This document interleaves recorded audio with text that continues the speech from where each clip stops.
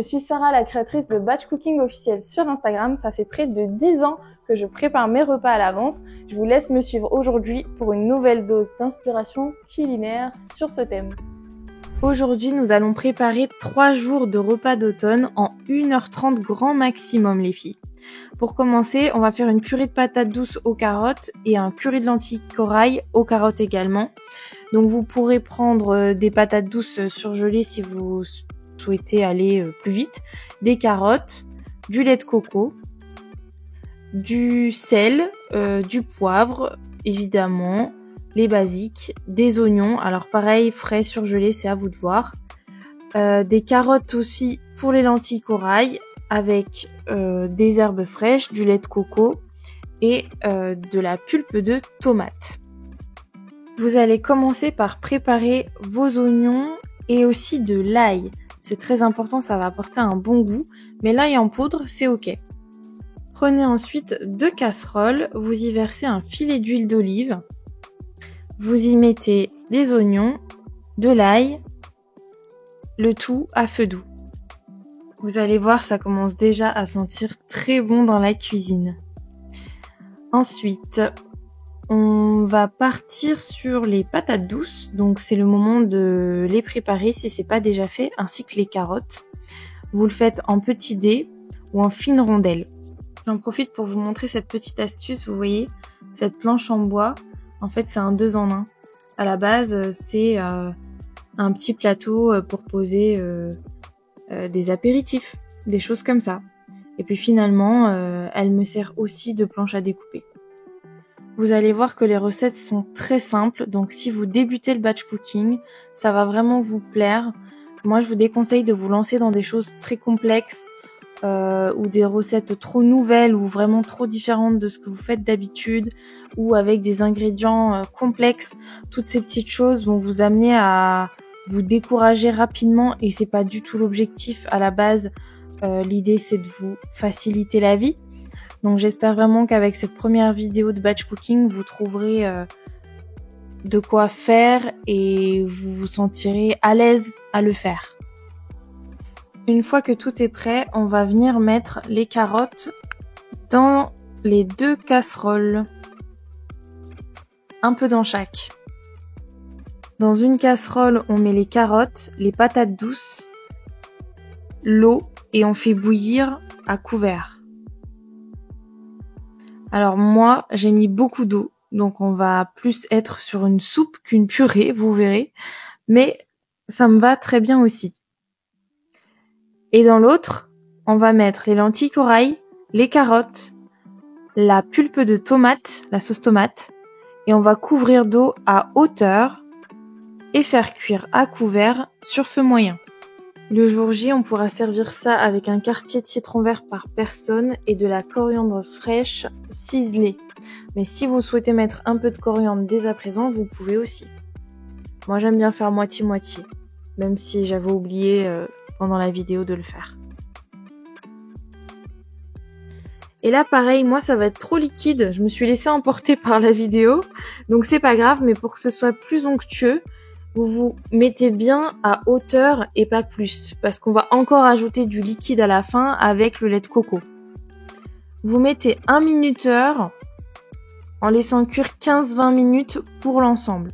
Donc vous voyez, c'est hyper pratique, vous gagnez du temps parce que vous utilisez des ingrédients en commun, que tout cuit en même temps et en général les deux se terminent plus ou moins en même temps aussi. Donc c'est hyper pratique de faire ces 2 recettes-là en batch cooking.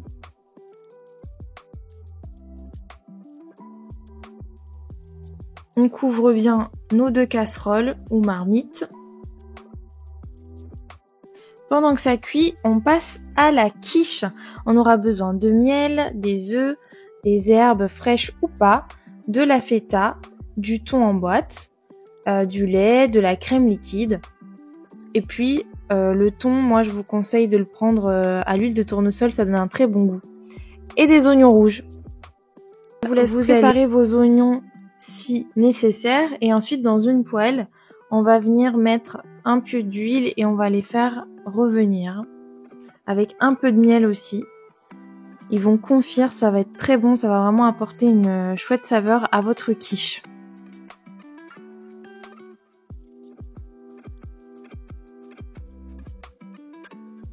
En général, quand on cuisine avec des ingrédients frais, ça a quand même meilleur goût, même si ça prend un peu plus de temps. Là, en l'occurrence, moi, j'ai préféré finir tout ce que j'avais, les fonds de placard, frigo et congélateur. Et pendant que nos oignons cuisent, on s'attaque à l'appareil à quiche.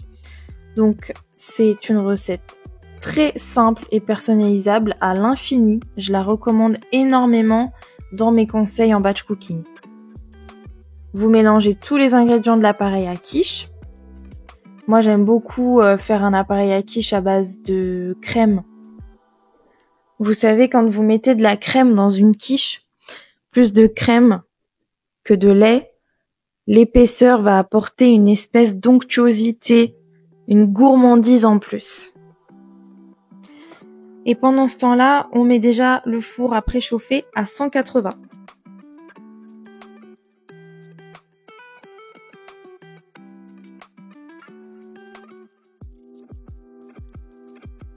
On n'oublie pas d'assaisonner, le sel, le poivre, pourquoi pas quelques épices, et surtout les herbes.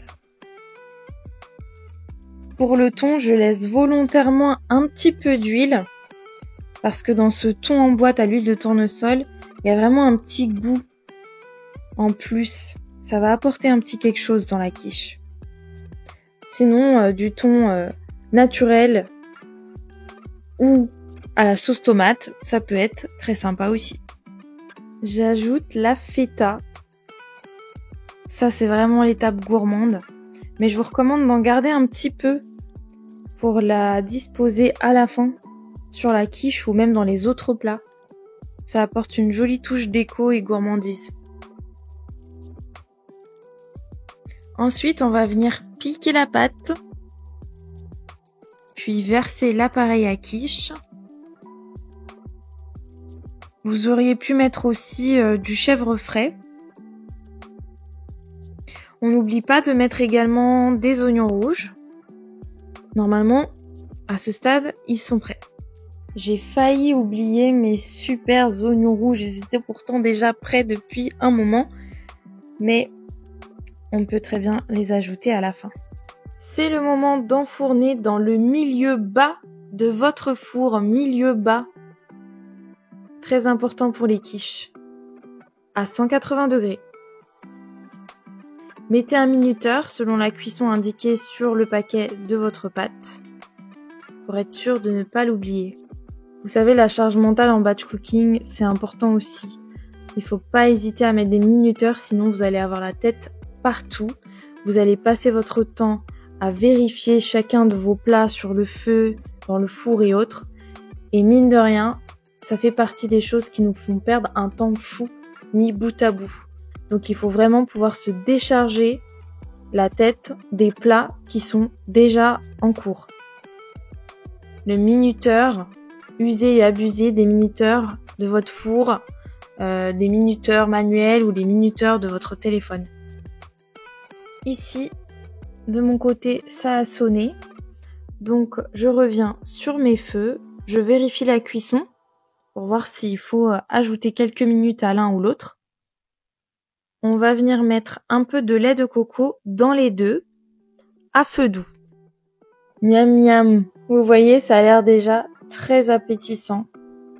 Je peux vous dire que ça, ce sont des recettes très réconfortantes, très cocooning.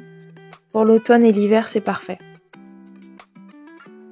Et on n'oublie pas le sel, les épices. En fait, quand les deux sont prêts, c'est là qu'on vient ajouter le curry, le sel, le poivre. Moi, j'utilise un mélange de 10 épices à gauche. Si vous n'avez pas ce mélange de 10 épices, je vous recommande du gingembre, du cumin, du paprika, du curry. Et pour la purée, juste du curry. Quand vous ajoutez vos épices en fin de cuisson, ça permet d'en préserver un maximum les nutriments. On vient écraser la purée. Et pour l'autre plat, il n'y a plus rien à faire. On n'oublie pas de remettre les couvercles. Ensuite, il est temps de préparer votre poulet. Mon astuce gain de temps, c'est de faire mariner toutes vos viandes d'un coup et de les congeler. Comme ça, vous n'avez plus qu'à faire cuire quand vous en avez besoin. C'est ce qui s'est passé pour moi pendant la séance. Sinon là, vous assaisonnez avec ce qui vous plaît. Pour ma part, c'était un poulet à la moutarde et aux épices.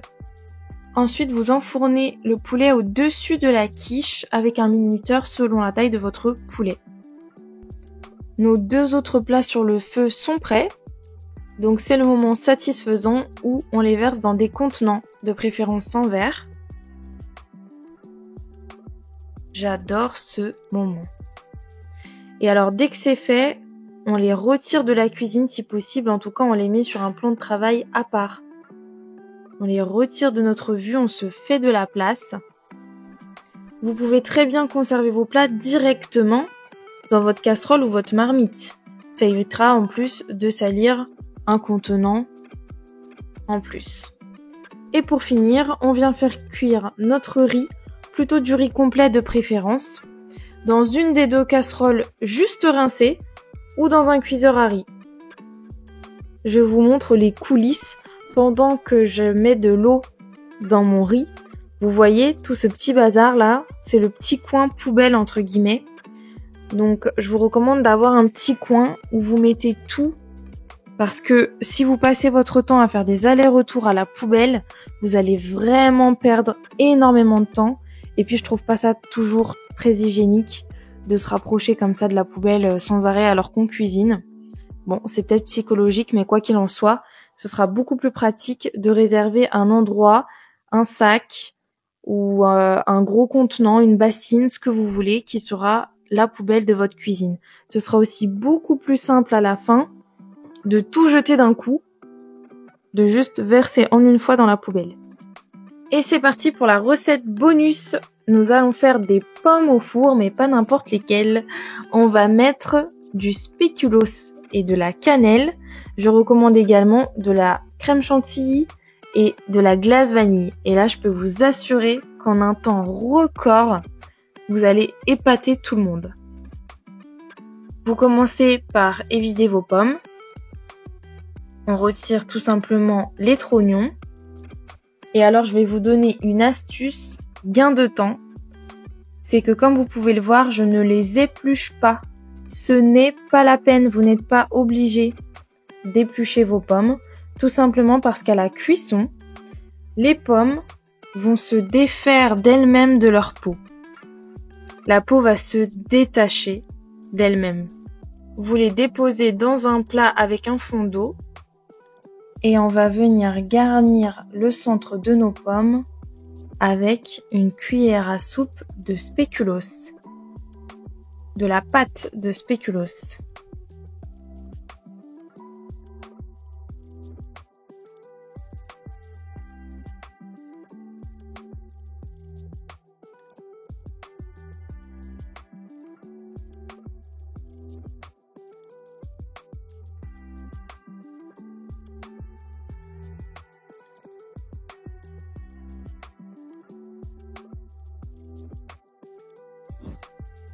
Ce qui est vraiment chouette également avec ce menu de batch cooking, c'est qu'on enfourne un maximum de choses en même temps dans le four. Donc, on fait des économies d'énergie. Et on gagne du temps. Vous voyez, j'étale vraiment en appuyant de sorte à ce que le spéculoos rentre à l'intérieur de la pomme. J'en profite pour vous donner une énième petite astuce. Vous voyez le torchon sur le plan de travail. Il est toujours à portée de main, il permet de faire des coups de propre au fur et à mesure. Donc là, on fait vraiment bien rentrer le spéculoos à l'intérieur des pommes. Mais bien sûr, il ne faut pas non plus qu'il déborde de l'autre côté. Le jour J, vous n'aurez plus qu'à les réchauffer au micro-ondes, retirer la peau et saupoudrer de cannelle. Pour un dessert plus sophistiqué, vous pouvez mettre dans des verrines avec des biscuits de spéculoos émiettés, chantilly sur le dessus et saupoudrer à la fin de cannelle. Vous enfournez ça avec le poulet pendant 30 minutes environ à 180. Ou peut-être un peu moins longtemps à 200. Évidemment, le riz aussi se conserve dans son contenant en verre ou dans son contenant initial avec un couvercle. Et voilà les filles, c'est terminé. Vous pouvez également préparer la vinaigrette à l'avance pour la salade qui elle sera faite le jour J en accompagnement de la quiche. Mais vous pouvez déjà vous avancer pour laver et découper ce que vous avez envie de mettre dans votre salade. En tout cas, la session de batch cooking est terminée. Tout peut être fait en très grande quantité pour en congeler.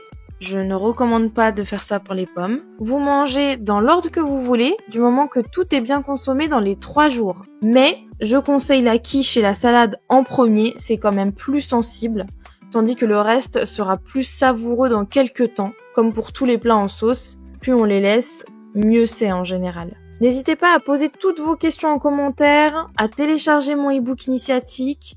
On vous met toutes les infos en description. Je vous remercie de m'avoir suivi en cuisine et surtout n'oubliez pas de liker et vous abonner si ça vous a plu et de cliquer sur la cloche pour recevoir les vidéos.